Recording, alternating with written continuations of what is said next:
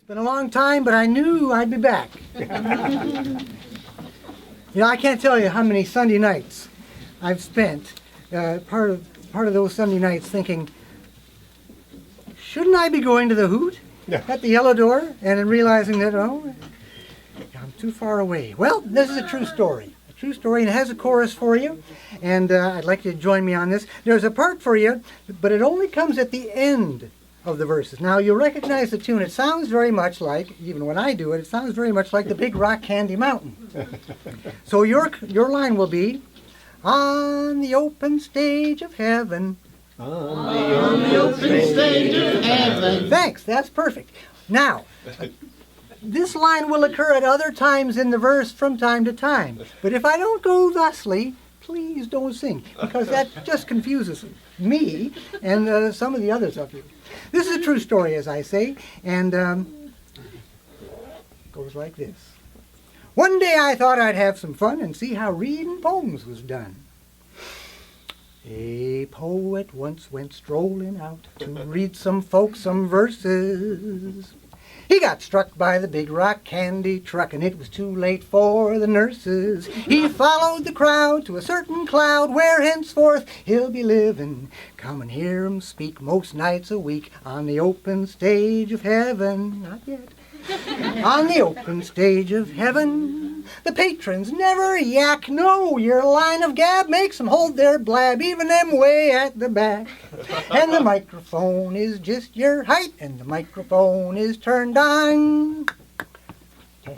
It's turned on, and it's just your height, and your best work's always new. And the lighting is such that you can't see much except the handwrite that is knocking them flat on the open stage of heaven. On the open stage of heaven. On the open stage of heaven, they never pan your stuff. No, the ink-stained ghost from the pearly gate post, he never cuts up rough.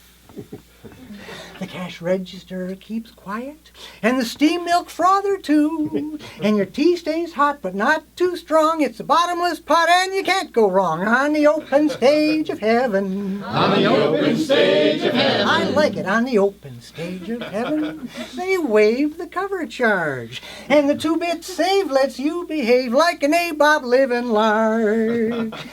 And your tongue does not go dry here, and your butterflies go free. And nobody walks out at the peak of your set. If it's ever going to happen, ain't happened yet. On the open stage of heaven. On the open stage of heaven. One more. On the open stage of heaven, nobody ever swears. For if the all-knowing hears of it, they'll just get kicked downstairs. And the readers who sign up here are names you've heard around. Baudelaire, Voltaire, Longfellow and Yeats, St. Vincent Millay, Walter de la Mare, Shelley and Keats, and the late great Beats, and Dante and Poe, which goes to show that you just can't know. I'd say hello, but do I dare? And Emily Dickinson's twirling her hair. Look at Goethe, devil may care.